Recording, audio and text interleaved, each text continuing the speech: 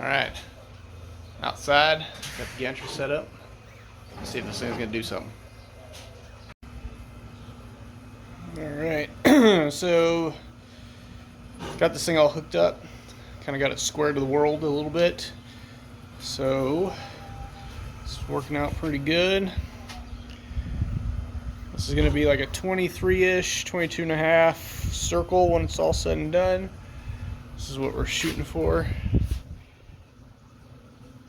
The green line here shows you how far it's actually got. So far so good.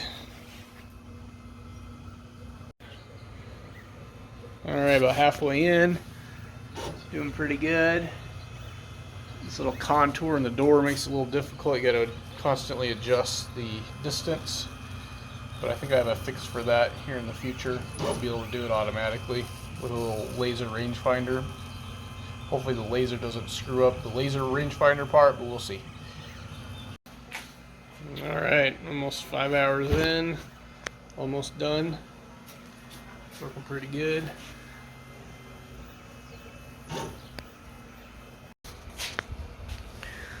Overall looks pretty good.